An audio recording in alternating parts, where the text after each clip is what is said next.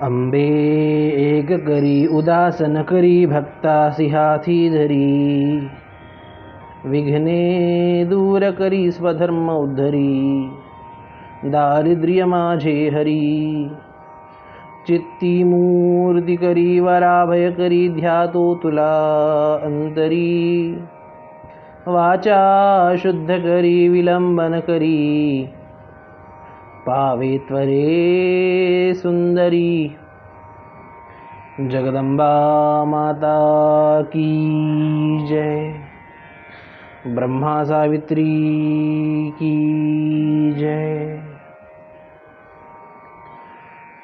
भगवंताच्या असीम अहेतुकी कृपा करुणेच्या फलस्वरूप आपण वटसावित्री पौर्णिमेचं दिव्य अनुष्ठान प्रतिवर्षाप्रमाणे आचरत आहोत।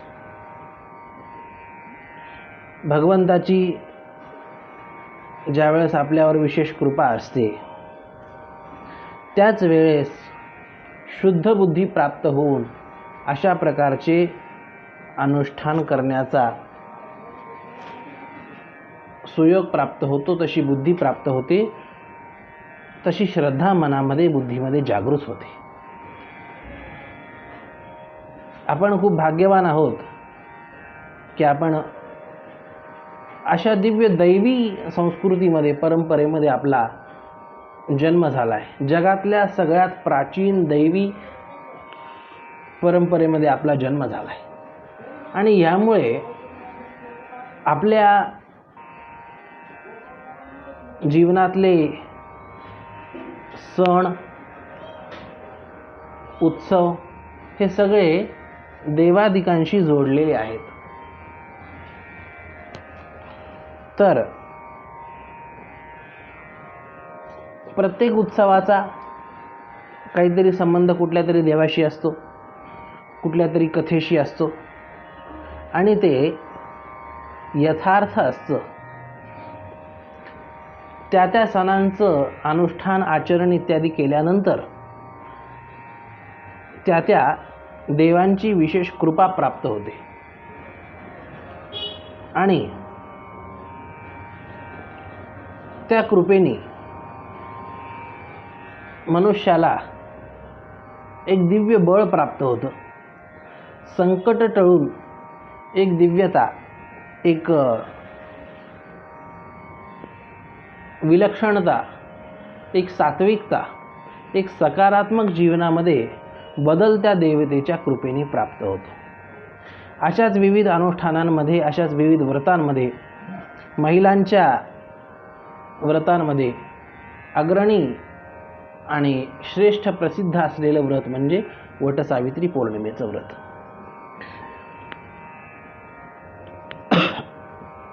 वटसावित्री पौर्णिमेच्या व्रताचा महिमा अत्यधिक आहे, त्याचं पुण्यही फार विशेष आहे। वटसावित्री पौर्णिमेचं प्रतिवर्षी व्रत आचरल्याने, पूजन इत्यादी केल्याने आणि त्या व्यतिरिक्तही काही उत्साही महिला असतात, त्या वर्षभराचं सावित्री व्रत सुद्धा करतात, तेही एक विशेष व्रत आहे।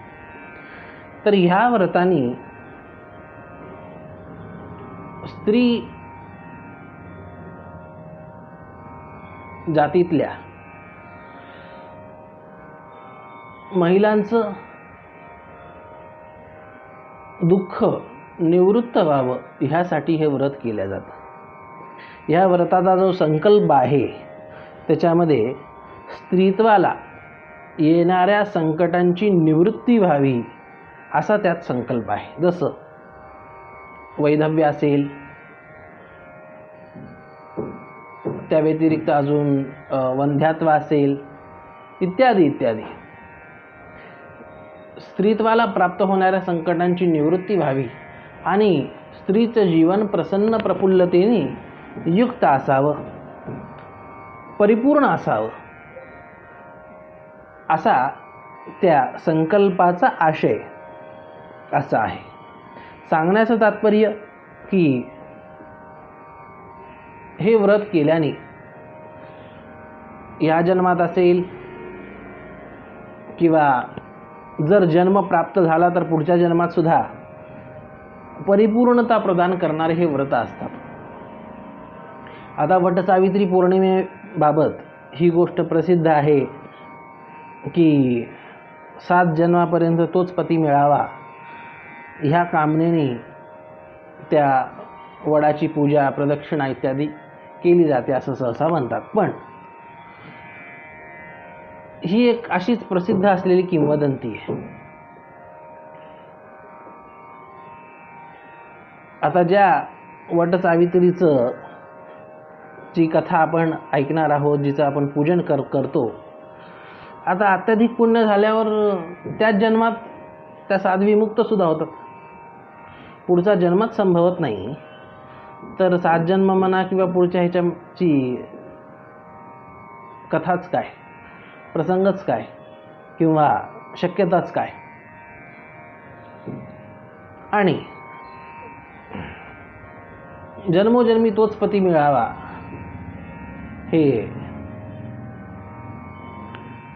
ही प्रसिद्धी जरी असली तरी मुख्य तत्व त्यातलं हे आहे, सार त्यातलं हे आहे की जन्मोजन्मी स्त्रीला एक परिपूर्णता लाभावी, तिच्या जीवनाच्या सात्विकतेमध्ये कसली कमी नसू नये, पतीचं सुख, पुत्रपौत्रादिकांचं सुख, नातवंडांचं सुख इत्यादी तिला प्राप्त होत राहावं आणि सगळ्या प्रकारची परिपूर्णता तिला प्राप्त व्हावी हा हेतू मुख्य आहे वटसावित्रीच्या पूजनाच्या व्रताच्या पाठीमागे. तर अशा प्रकारे व्रत केले असता त्या देवाचं एक दिव्य शक्ती प्राप्त होते, कृपाप्रसाद प्राप्त होतो. आता वटसावित्री पौर्णिमेमध्ये वडाची पूजा असते. वड हे आपल्या परंपरेमध्ये खूप विशेष वृक्ष मानले गेलेले, जे नाश पावत नाही, जे दिसायला एक छोटं बीज असतं पण त्या बीजामध्ये एक विशाल वटवृक्ष लपलेला असतो. त्याच्या पारंब्या खाली लोंबतात, त्याचेही मूळ होतात, परत ते वाढत जातं. त्या प्रकारे त्या वडाच्या पूजनाने स्त्रीमध्ये अशी दिव्य परिपूर्णता आणि अशी संजीवन शक्ती प्राप्त हो की ती त्या वडासारखी सर्वांना आश्रय देणारी, व्यापक, विशाल असं तिचं व्यक्तिमत्व हो. शिवाय वैज्ञानिकदृष्ट्या बघायला जर गेलं तर वडाच्या सान्निध्यामध्ये त्याच्या प्रदक्षिणा इत्यादी करण्याने स्त्रीच्या आरोग्याला सुद्धा खूप लाभ होतो. पण मुख्य गोष्ट हीच आहे की त्या वडामध्ये असलेलं जे देवतत्व आहे, पुष्कळ वेळेस आपल्याला झाडं किंवा वस्तू जशा दिसतात तितक्याच नसतात किंवा तशाच नसतात. डॉक्टर आइन्स्टाईनचा सिद्धांत आहे, युनिव्हर्सेस इन युनिव्हर्सेस, सृष्टींमध्ये सृष्टी. आपल्या डोळ्यांनी चर्मचक्षूंनी दिसणाऱ्या जगाच्या पलीकडेही जग खूप व्यापक आहे. अशा पवित्र वृक्षांच्या अधिष्ठानी देवतांचा आश्रय असतो, देवतांची स्थापना असते, देवतांचा निवास असतो. जसं आपण पूर्वी ऐकलं असेल की बाभळीच्या झाडाखालून रात्री जात नाहीत का? ते अपवित्र वृक्ष आहे. रात्रीच्या वेळेस भूतात्मा, प्रेतात्मा इत्यादी त्या बाभळीच्या वृक्षाच्या आश्रयाने राहून मनुष्यांना त्रास देऊ शकतात. जसं या दूषित वृक्षांच्या किंवा या तामसी वृक्षांच्या आश्रयाने तामसी शक्ती आश्रित होतात, त्याच प्रकारे सात्विक तत्वांच्या आधारे सात्विक तत्व, सात्विक दैवशक्ती ह्या आश्रित असतात आणि ज्यावेळेस आपण त्यांचं पूजन करतो त्यावेळेस ती सात्विक शक्ती आपल्याला प्राप्त होते. म्हणून आपल्याला आपल्या वैदिक परंपरेने, आपल्या शास्त्र परंपरेने, आपल्या ऋषी परंपरेने आपल्याला हे दिव्य साधन दिले की आपल्याला निसर्गाच्या माध्यमातून त्या दैवी शक्तीशी जोडण्यास मदत व्हावी. तर वडाची पूजा, वडाच्या आश्रित असलेल्या त्या दिव्य शक्तींचा कृपाप्रसाद प्राप्त होण्याची योग्यता मिळावी यासाठी वडाची पूजा आहे, त्याची प्रदक्षिणा आहे, त्याला सुतवणे आहे आणि त्यानंतर ब्रह्मा सावित्रीची पूजा सांगितलेली आहे.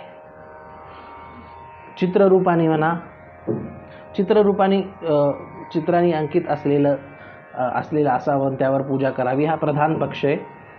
आणि त्या व्यतिरिक्त सुपारीवर जसं आपण इतर देवतांचं आवाहन पूजन करतो तसंही ब्रह्मा सावित्रीचं पूजन केल्या जाऊ शकतं असंही मत आहे. तर ब्रह्मा सावित्रीची पूजा ही केल्या जाते. ब्रह्मदेव हे सृष्टीचे सर्जक देव आहेत. आपल्या त्रिदेवांमध्ये ब्रह्मा, विष्णू, महेश या त्रिदेवांमध्ये ब्रह्मदेवाचं काम हे सृष्टीची उत्पत्ती करणं आहे आणि सृष्टीच्या क्रमामध्ये प्रपंचामध्ये उत्पत्तीचं मुख्य कार्य कुणाकडे? प्रजननाचं मुख्य कार्य हे स्त्रीत्वाकडे, स्त्रियांकडे, महिलांकडे आहे. तर उत्पादक शक्तीचे अधिष्ठाते भगवान ब्रह्मदेव आणि त्यांची शक्ती भगवती सावित्री, ज्यांच्या योगाने ब्रह्मदेव जगाची उत्पत्ती करतात, अशा ब्रह्मा सावित्रींची पूजा केली जाते. त्यामध्ये ब्रह्मदेव तर आहेतच, सृष्टीचे उत्पत्ती करते, पण ते ज्या शक्तीच्या योगाने सृष्टीची उत्पत्ती करतात ती सावित्री शक्ती आणि तिचं मुख्यत्वेने ब्रह्मदेवासोबत पूजन केलं जातं. षोडशोपचार पूजा, त्यानंतर 3 अर्घ्य सावित्री मातेला दिल्या जातात. ब्रह्मा सावित्री यांची अंगपूजा इत्यादी आहे आणि यानंतर त्यांची प्रार्थना इत्यादी आहे. तर असा हा वटसावित्री पूजनाच्या व्रताचा क्रम आहे. हा क्रम झाला पूजनाचा, व्रताचा. उपवासही ठेवतात यामध्ये आणि या व्रताच्या दिवशी पुराण श्रवण, महात्म्य श्रवण, कथा श्रवण ह्याचंही विधान सांगितलेलं आहे. या विविध उत्सवांच्या माध्यमातून आपल्याला आपला प्राचीन इतिहास आणि त्या दिव्य दैवी आदर्शांचं श्रवण झालं पाहिजे हा हेतू आणि पुण्यलाभ झाला पाहिजे. हे पुण्यलाभ तर होतोच, हा सिद्धांतच आहे पुराण इतिहास यांच्या कथाश्रवणाने, तर तो पुण्यलाभही व्हावा आणि जीवनाला एक सकारात्मक दिव्य दैवी दृष्टी प्राप्त व्हावी यासाठी पुराण श्रवण, कथाश्रवण, महात्म्य श्रवण. आता या वटसावित्री पौर्णिमेच्या निमित्ताने भगवती सावित्रीची कथा ऐकावी असं विधान आहे. भगवती सावित्रीची कथा ही मुख्यतः देवी भागवतात प्राप्त होते. मद्र देशाचे राजे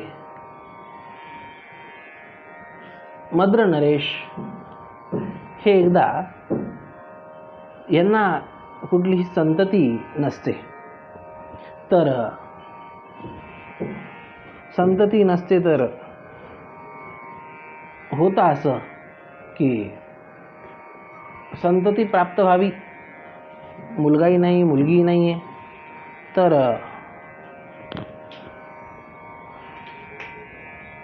काही तप करावं, अनुष्ठान करावं की ज्या योगे आपल्याला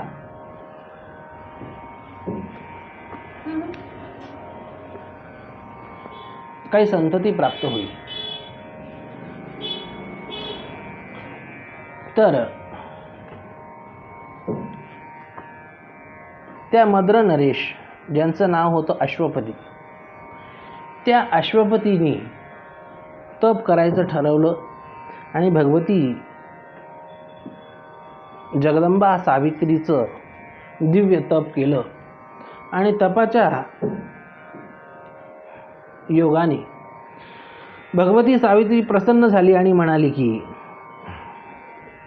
राजा, मी तुझ्या तपस्येनी आराधनेनी प्रसन्न आहे, वर माग. राजा म्हणाला, भगवती माते, तुला मी सांगावं असं काय आहे?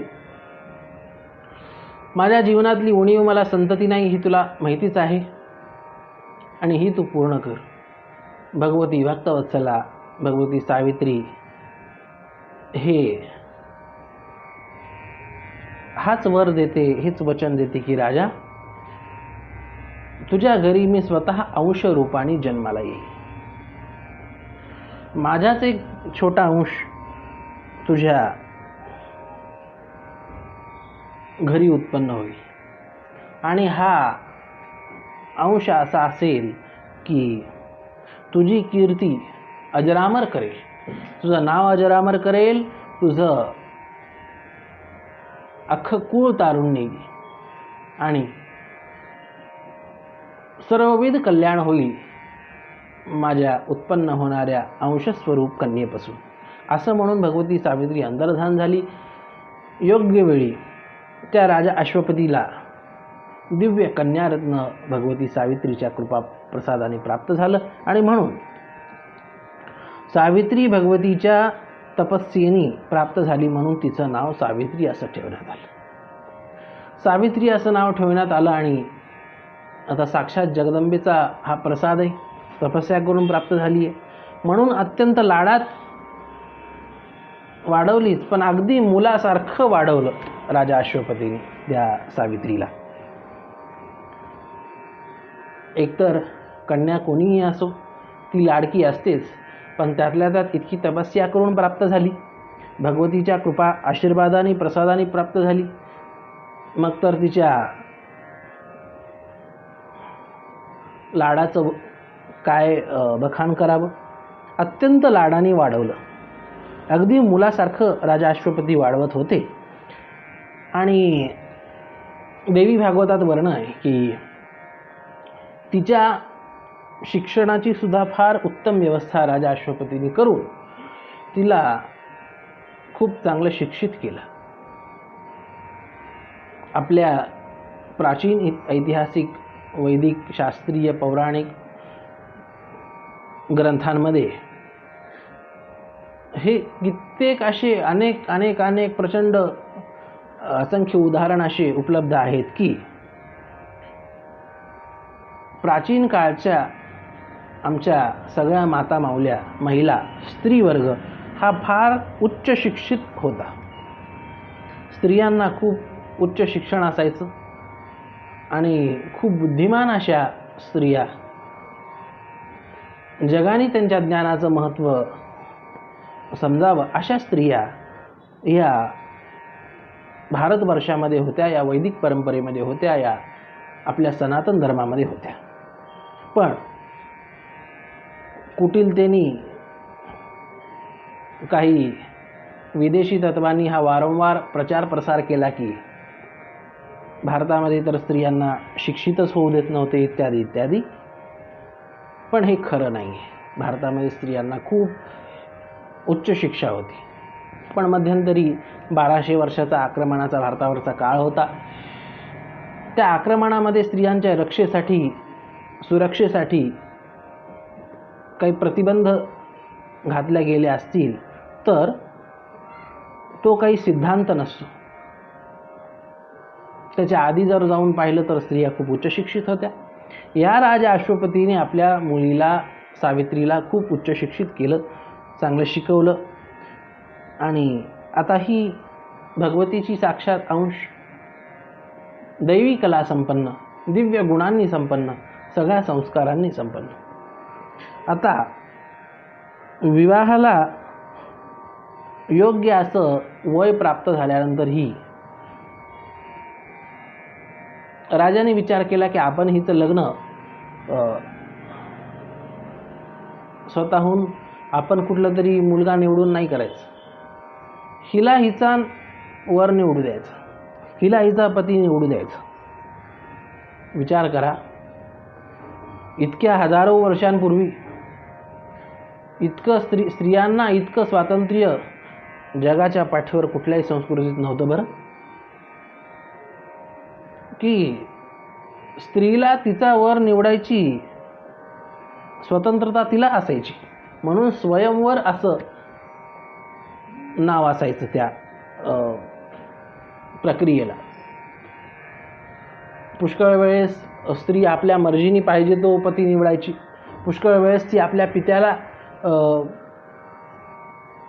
पित्यावर सोपवायची आणि पिता काही स्वयंवराची प्रक्रिया आयोजित करायचा.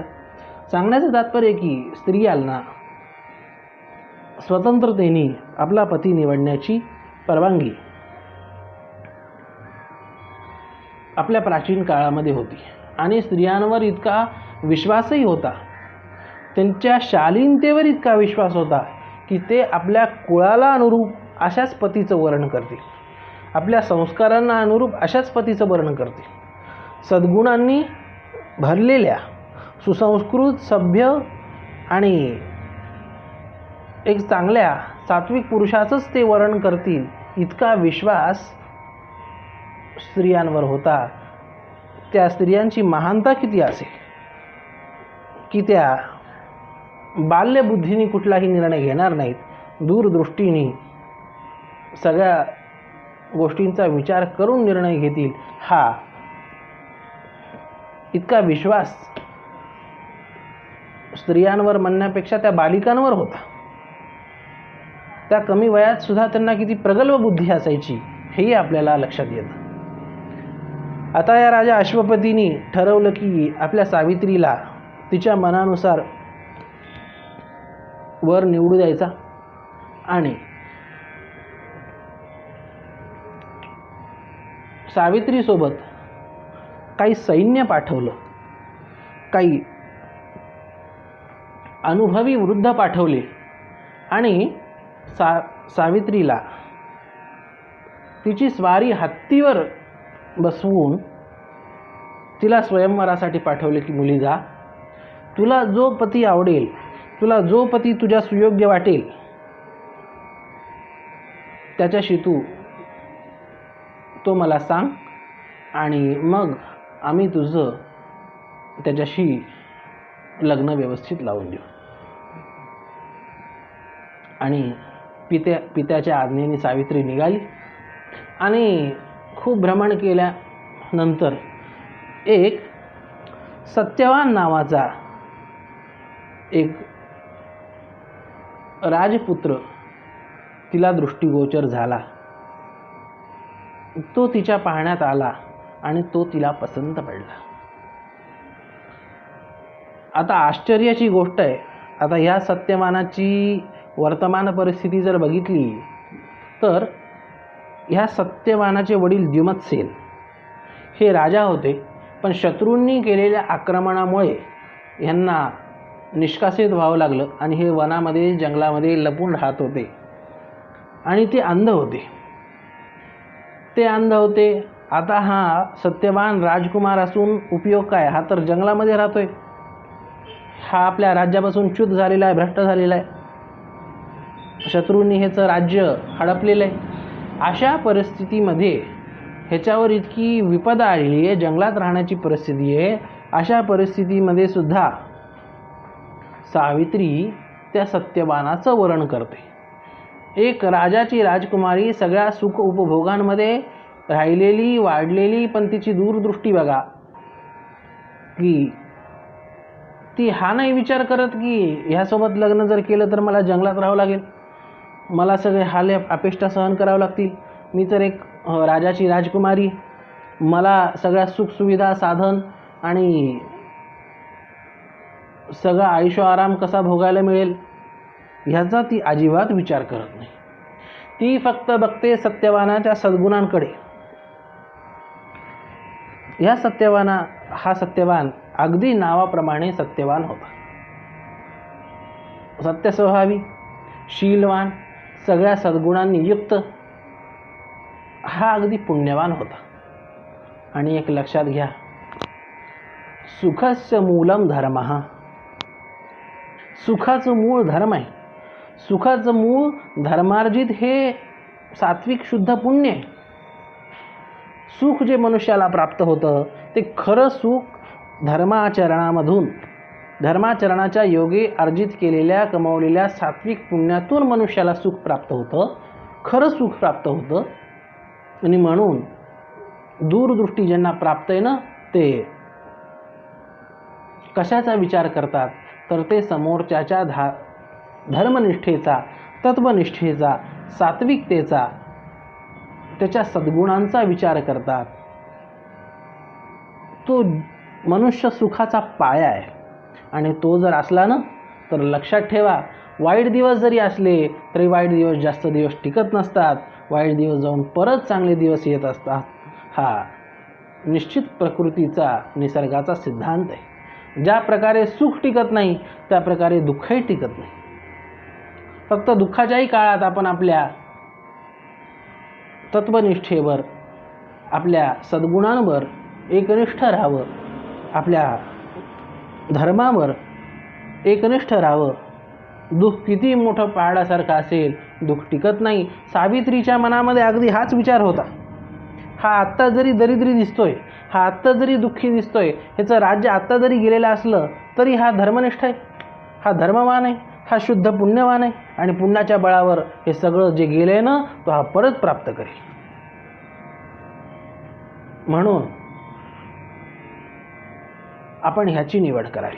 बघा, भारतीय प्राचीन परंपरेतल्या बालिकेची सुद्धा किती दूरदृष्टी आणि किती दिव्य तिची विचारधारा होती. सावित्रीला सत्यवान पसंत पडला. सावित्री परत आपल्या घरी आली आणि राजा अश्वपतीला सांगितलं की बाबा, मला सत्यवान नावाचा एक ऋषिकुमार, एक राजकुमार पसंत पडलेला आहे. आणि असं ज्यावेळेस बोलत होती त्यावेळेस दैवयोगाने देवर्षी नारद येऊन पोहोचले आणि म्हणाले की राजा अश्वपतीला आणि सावित्रीला सांगितलं की तुमच्यासाठी एक सावधानतेचा इशारा म्हणून तुम्हाला सांगतोय. सावित्रीने निश्चित ज्याला केलंय त्या सत्यवानामध्ये सगळे सद्गुण आहेत, ह्यात काही संशय नाही. पण सगळ्यात महत्त्वाचा आणि सगळ्यात घातक जर काही गोष्ट असेल तर ती म्हणजे हा सत्यवान अल्पायू आहे. आणि बरोबर आजपासून वर्षभर हा जगणार आहे. ह्याची आयु फक्त 1 वर्ष. त्या अश्वपतीला तर, राजा अश्वपतीला तर धक्काच बसला. तो म्हणाला, बरं झालं महाराज तुम्ही आलात. सावित्रीला म्हणाला, अगं मुली, बरं झालं आपल्याला हे आधी कळालं आणि तू आता मनातला तुझा विचार सोडून दे आणि दुसरा कोणी निवड. पण ही जगासमोर आदर्श प्रस्थापित करणारी ही एक दिव्य शक्तीच जणू होती. आणि ह्या सावित्रीने सांगितलं की बाबा, लग्न काय फक्त 2 देहांचं मिलन झाल्यावर असतं का? दोन्हीवर विवाह संस्कार झाल्यानंतर, अक्षता पडल्यानंतरच लग्न असतं का? मी सत्यवानाला माझ्या मनातून वरण केलेलं आहे आणि त्यामुळे माझं मन आता जगाच्या पाठीवर दुसरीकडं कुठंही विचलित होणार नाही. देवर्षी नारद म्हणतायत ते अगदी खरं असेल, पण जो काही परिणाम व्हायचा आहे तो हो, पण आता सत्यवाना व्यतिरिक्त आता कुठलाही अन्य वराचा मी विचारही करू शकत नाही. राजा अश्वपतीजी खूप समजवलं, पोरी वर्षभराने तो जाणार आहे, आयुष्यभर तू कसं काढशील सगळ्या गोष्टी. सावित्रीने ऐकून सुद्धा आपल्या निष्ठेला तडा नाही गेला की ही भारतातल्या प्राचीन परंपरेतला पतिव्रतेचा अत्युच्च आदर्श. आणि राजा अश्वपतीने अनिच्छेने का होईना सत्यवानाला बोलून दोघांचा विवाह लावून दिला. ऐश्वर्यात थाटामाटात मुलीची इच्छा आहे, काही असो आपण टाळायचं नाही. विवाह लावून दिला आणि आता राजाने मुलीसोबत खूप काही धन दिलं, अलंकार दिले, सगळं काही दिलं. सावित्री सासरी आली. आपले सगळे अलंकार, रत्न अलंकार सगळे काढून बाजूला ठेवले आणि जसा पती राहतो आहे वनामध्ये, एक वनातल्या राजऋषीसारखा, त्या प्रकारे सामान्य वल्कल धारण केले. आणि सावित्रीने पूर्ण वर्षभरासाठीचं व्रत अनुष्ठान प्रारंभ केलं. ज्याबद्दल मी सुरुवातीला बोललो, वर्षभराचं व्रत अनुष्ठान हे सुद्धा एक सावित्रीचं एक अनुष्ठान आहे, ज्याचं उद्यापन सुद्धा केलं जातं. ते भगवती सावित्रीने सगळ्यात पहिल्यांदा केलं म्हणून तिच्या नावाने ते प्रसिद्ध झालं. या सावित्रीने वर्षभर एक वेळ जेवण, संयमाने पतीची सेवा, सासू सासऱ्यांची सेवा, सासरे अंध आहेत, जंगलात राहत आहेत, झोपडीत राहत आहेत, काय सेवा नाही करावं लागतो. सगळ्या प्रकारची सेवा ही सावित्री करत. कुठं त्या राजमहालातली लाडकी राजकुमारी जिच्या एक इशाऱ्यावर कित्येक नौकर चाकर पुढे मागे डोलत होते, ती सावित्री आज जंगलामध्ये काम करते, सगळ्यांची सेवा करते. पतीची, अंध सासऱ्यांची, सासूची, या सगळ्यांची सेवा ती करते आहे. आणि मनामध्ये अखंड जगदंबेचं स्मरण, जगदंबेचं नामजप, अशा प्रकारे तिचा रोजचा दैनंदिन क्रम सुरू झाला. संयमपूर्वक, उपवासपूर्वक एकच वेळ अल्पाहार करत आहे आणि अशा प्रकारे पूर्ण जवळजवळ वर्ष संपत आलं. आणि सावित्रीच्या लक्षात होतं की ज्या दिवशी नारदांनी सांगितलं की या दिवशी या सत्यवानाचे प्राण जाणार आहेत, तो दिवस सावित्रीला ज्ञात होता. त्या दिवसाच्या 3 दिवस आधी तिने आपले पती आणि आपले सासू सासरे ह्यांच्या समोर निवेदन केलं की मी 3 दिवसाचं कडक अनुष्ठान करणार आहे, मला तुम्ही परवानगी द्यावी. सासू सासरे म्हणाले, सत्यवान म्हणाला की अगं तू आधीच संयमपूर्वक एक वेळ भोजन करत आहेस आणि त्यातल्या त्यात तू आता परत 3 दिवस अनुष्ठान करणार म्हणजे काय करणार.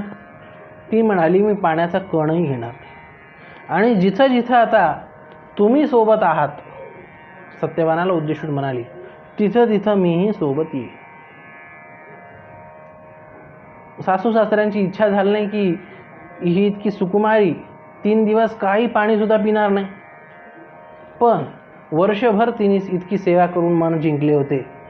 तिने वर्षभरात काही मागितलं नव्हतं. ही पहिली गोष्ट होती की तिने मागितली आणि त्यामुळे सासू सासरे असो, सत्यवान असो, काय म्हणून नाही म्हणणार. आग्रह होता, तिघांनी मान्यता दिली, ठीक आहे तुला करायचं तर कर.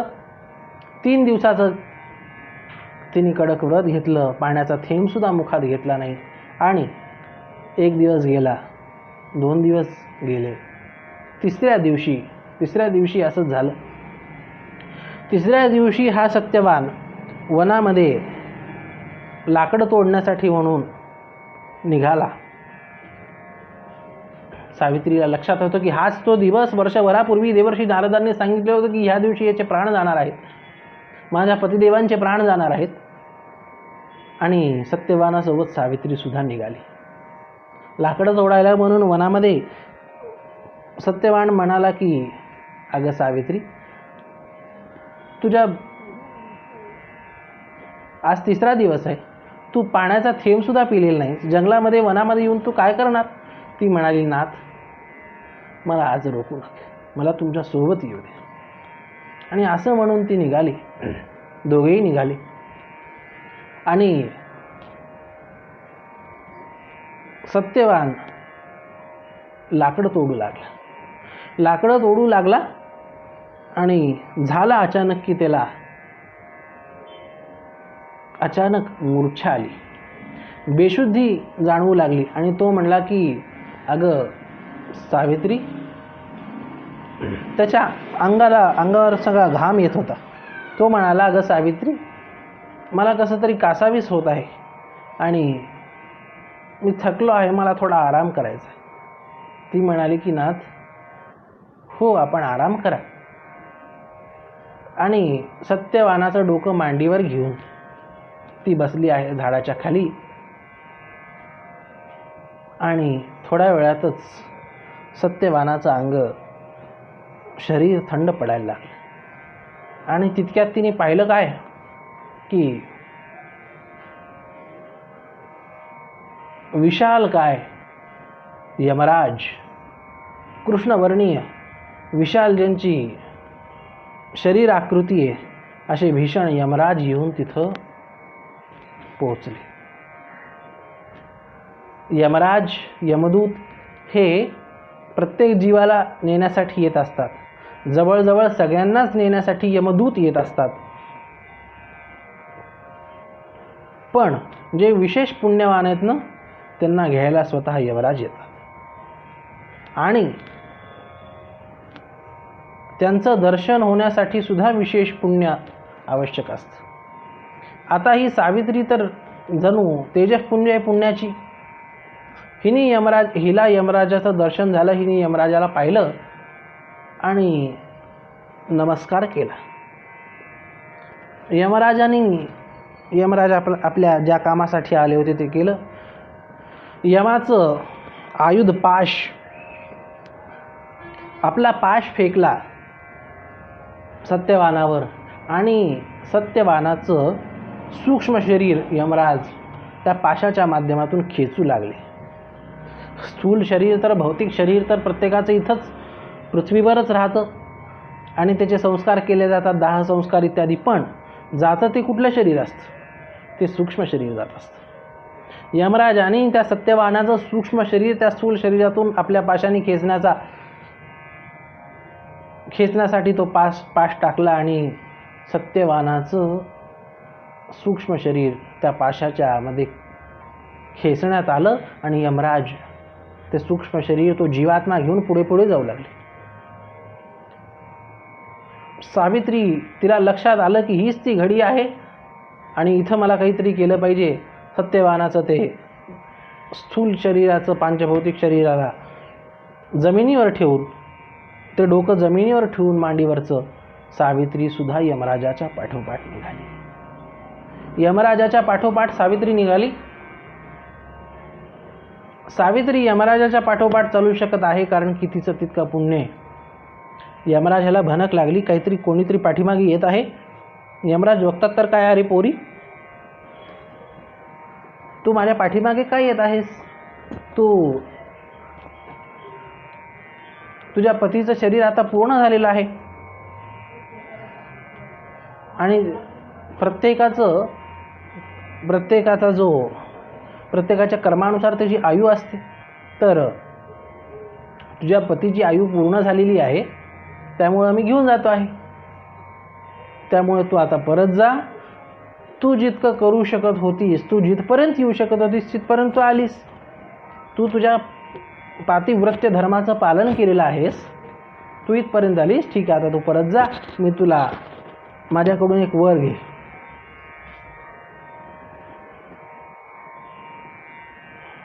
आणि हो, सत्यवानाचे प्राण सोडून दुसरं वर माग बरं, हे वर नाही मागायचं. सावित्रीने काय मागावं? सावित्रीने सगळ्यात पहिल्यांदा यमराजाकडून आपल्या सासू सासऱ्यांसाठी मागितले. ती म्हणाली, माझे सासू सासरे अंध आहेत आणि ते राज्यभ्रष्ट आहेत, राज्यातून ते निष्कासित झालेले आहेत, त्यांना त्यांचं राज्य परत प्राप्त व्हावं आणि त्यांना डोळे परत प्राप्त व्हावेत. लक्षात घ्या, सावित्रीच्या वडिलांना राजा अश्वपतीला एकही मुलगा नाही, एकही कन्या नाही आता सावित्रीच्या व्यतिरिक्त. सावित्रीचे वडील अश्वपती आता निपुत्रिक असल्यासारखे आहेत, निसंतान असल्यासारखे आहेत. एक मुलगी होती, ती गेली, बाकी मुलगाही नाही आणि मुलगी नाही. पण सगळ्यात पहिल्यांदा सावित्रीने जर कोणासाठी मागितलं तर आपल्या सासू सासऱ्यांसाठी मागितलं. यमराज प्रसन्न झाले, म्हणाले, अगं पोरी, धन्य आहेस तू, तुझ्या सासऱ्यांसाठी मागितलंस, आपल्या पतीच्या कुळासाठी मागितलंस, धन्य आहेस तू. तुझ्यासारखी धर्मनिष्ठ स्त्री ही खरोखर धन्य, दुर्लभ आहे. म्हणून वर दिला आणि म्हणाले की मुली जात. आणि यमराज पुढं पुढं चालू लागले आणि सावित्री परत पाठीमागेच चालत आहे. यमराजांना परत भणक लागली, कोणीतरी पाठीमागे येत आहे. आणि यमराज पाठीमागे बघतात, अरे पुरी तू अजून गेली नाहीस, कस काय? सावित्री नमस्कार करून म्हणते, बाबा, तुमच्यासारख्या धर्मराजांचा सहवास कुणाला नको आहे बरं? कुणाला नकोसा वाटेल? कुणाला तुमच्यासारख्या धर्मराजांना सोडून जा वाटेल? मला तुमची सन्निधी अपेक्षित आहे बरं. तुम्ही म्हणालात ना की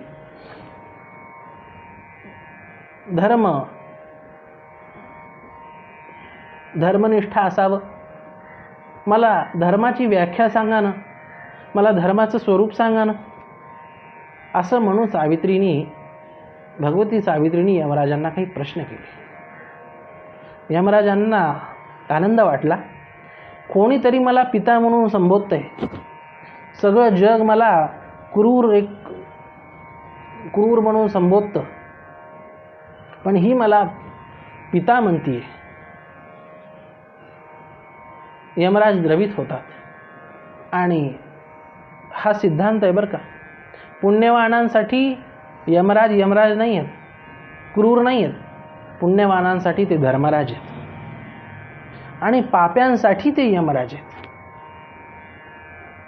पुराणांमध्ये, आपल्या शास्त्रांमध्ये तर इतकं स्पष्ट वर्णन आलंय, जर पुण्यवान परलोकात जातात तर पुण्यवानांना सुद्धा आधी यमाच्या दरबारामध्ये जाऊन तिथं त्यांच्या पापपुण्याचा निवाडा होऊन मग पुढे त्यांची यात्रा पुण्य लोकांमध्ये असेल, स्वर्गामध्ये असेल, वैकुंठामध्ये असेल, कैलासामध्ये असेल, ती होते. असा एक सामान्य क्रम आहे सामान्यतः.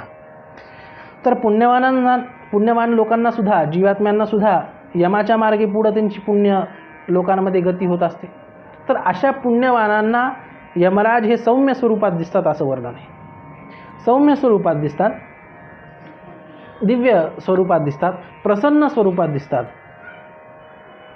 आणि जे पापी आहेत त्यांनाच फक्त क्रूर स्वरूपात दिसतात.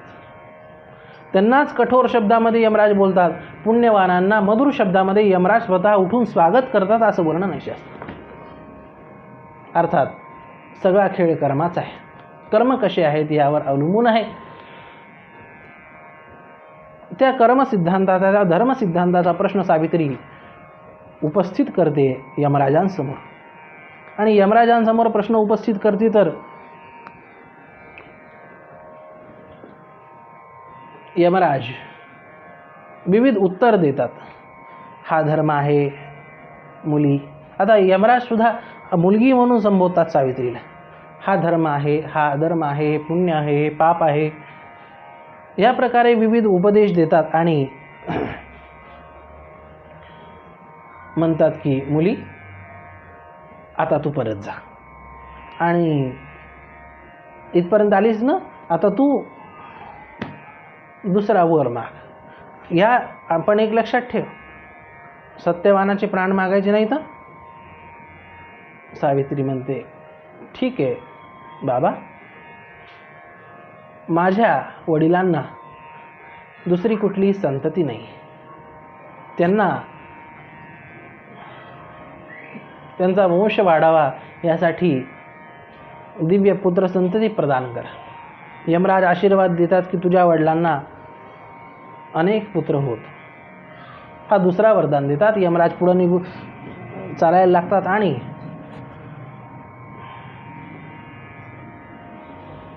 सावित्री सुद्धा पाठीमागे यमराजाच्या चालते. यमराज अजून पुढे गेल्यानंतर त्यांना सावित्रीचं पुण्य इतकं आहे की ती यमराजाच्या पाठीमागे चलू सुद्धा शकते आणि यमराज तिला टाळू शकत नाहीत. तिसऱ्यांदा परत बघितलं आणि म्हणाले की अगं पोरी, तू अजूनही गेलेली नाहीस, जा ना आता परत. कुठपर्यंत येणार? अगं इथपर्यंत तर कुठलाच मनुष्य आजपर्यंत येऊ नाही शकला माझ्या पाठीमागे. तू पुण्यवान आहेस, तुझ्या पतीला घ्यायला मी स्वतः आलो, तुला माझं दर्शन झालं, तू इथपर्यंत माझ्या पाठीमागे आलीस. तू जितकं करू शकत होतीस ना मुली, तितकं आता झालेलं आहे, तू आता परत जा. सावित्री म्हणाली बाबा, तुम्ही मला इतका सुंदर धर्माचा उपदेश केला, तुमचे शब्द ऐकून माझ्या कानाला तृप्ती होत नाही हो. मला तुमचा सत्संग अजून करावासा वाटतो, मला तुमचं प्रवचन अजून ऐकावंसं वाटतं, मला तुमचा उपदेश अजून ऐकावासा वाटतो. मला न तुम्ही उपदेश करा. सावित्री अजूनही काही प्रश्न विचारते, संवाद करते आणि म्हणते की आणि काही प्रश्न आपले प्रस्तुत करते. यमराज त्यांचं उत्तर देतात आणि म्हणतात सावित्री आता तू तिसरा वर माग आणि परत जा. सावित्री म्हणते की पहिल्या 2 वरामध्ये मला काहीच नाही दिलं तुम्ही. माझ्या सासऱ्यांना मिळालं राज्य आणि डोळे, माझ्या माहेरच्यांना मिळालं.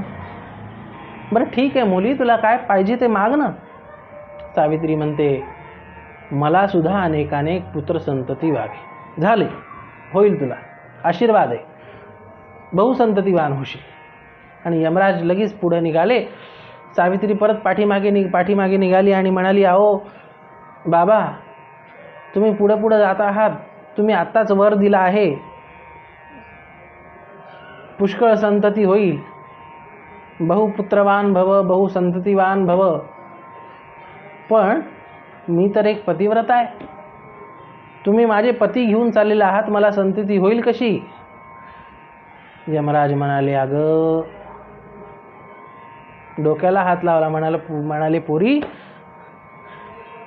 तू मलाही तुझ्या मधुर शब्दांच्या माध्यमातून मलाही जाळ्यात घेतलंस तुझ्या, पण हरकत नाही मुली, तू पुण्यवान आहेस. मी माझ्या पुण्ययोगाने तुझ्या पतीचे प्राण परत देतो आणि आशीर्वाद देतो की तुला पुष्कळ संतती होईल, पुष्कळ ऐश्वर्य तुम्ही भोगाल, पुष्कळ सुख तुम्ही भोगाल आणि शेवटी सद्गतीला प्राप्त व्हाल. हा माझा आशीर्वाद आहे. तुझ्या पुण्ययोगाने जे कधीही झालेलं नाही आहे, जो यमराजाच्या तावडीत एकदा पूर्णपणे सापडला तो परत कधीही सुटला नव्हता, पण तुझ्या पुण्ययोगाने तू यमराजालाही जिंकलंस, यमराजाच्याही तावडीतून तुझ्या पतीचे प्राण वाचवलेस. तुझी गाथा अजरामर होईल, तुझं चरित्र अजरामर होईल, तुझं नाव अजरामर होईल आणि जे कोणी तुझं आराधन करतील त्याही स्त्रियांना दिव्य पुण्य आणि दिव्य कृपा प्राप्त झाल्याशिवाय राहणार नाही. सावित्रीला खूप आनंद होतो आणि यमराज आपल्या पाशापासून त्या पाशामधून सत्यवानाचे प्राण सोडतात. सत्यवानाचे ते प्राण त्याच्या स्थूल शरीरामध्ये, जिथं त्या झाडाखाली ते स्थूल शरीर पडलेलं होतं, त्या स्थूल शरीरामध्ये प्रवेश करतात.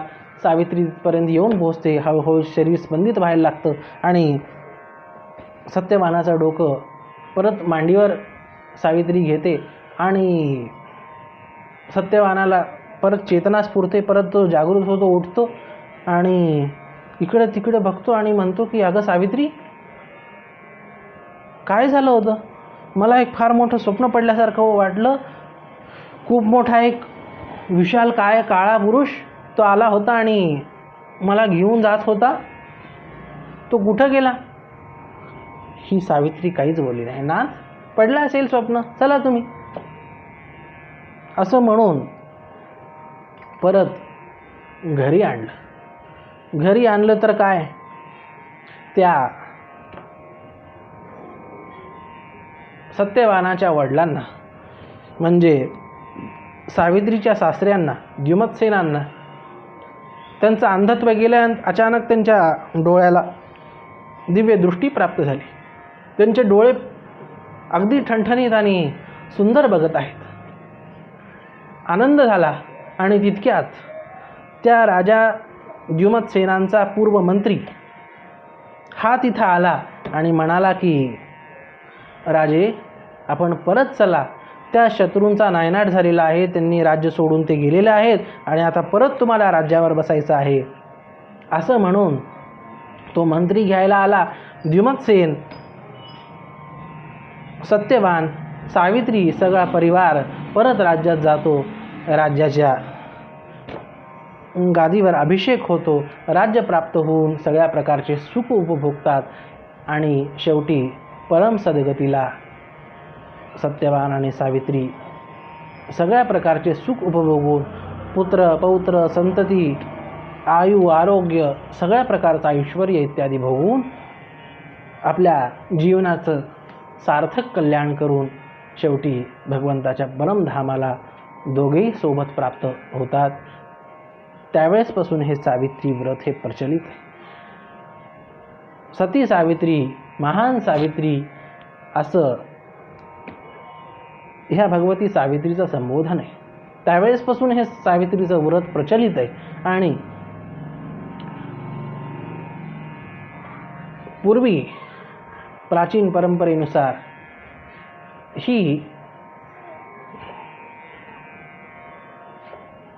या सावित्रीचं पूजन, या सावित्रीचं, हिच्या नामाचा जप, हिचं नित्य स्मरण हे पतिव्रतांना अत्यंत बळ प्राप्त करून देणारं आहे. ज्या प्रकारे सावित्रीला दिव्य बळ प्राप्त झालं की तिने आपलाही उद्धार केला, आपल्या दोन्ही कुळांचाही उद्धार केला, आपल्या पतीचाही उद्धार केला आणि ज्या योगे सगळ्या प्रकारचं सुख उपभोगून शेवटी परमात्म्याला प्राप्त केलं, त्याच प्रकारे आपल्याही जीवनामध्ये ती दिव्यता प्राप्त हो, यासाठी सावित्रीचं पूजन प्रतिवर्षी करायचं असतं. सर्व महिला, सर्व माता माऊली, सर्व स्त्रियांच्यामध्ये ती दिव्य सावित्रीची शक्ती ही प्रस्थापित हो आणि आजच्याही या कलियुगामध्ये महिलांमध्ये, स्त्रियांमध्ये ती शक्ती, ती सात्विकता प्रतिष्ठापित होऊन धर्माची पुन्हा जागृती हो, धर्माला आलेली ग्लानी परत निरसित होऊन धर्माची पुन्हा प्रतिष्ठापना हो आणि सर्व महिलांना, सर्व स्त्रियांना दिव्य पुण्याची प्राप्ती होऊन त्यांचं जीवन परिपूर्णतेला प्राप्त होऊन त्यांच्या जीवनामध्ये सदा सर्वदा सुख, शांती, आनंदी असं वातावरण, प्रसन्नता प्राप्त हो, हीच प्रार्थना करून आजच्या चिंतन सेवेला इथे विराम. जगदंबा माता की, सावित्री माता की जय.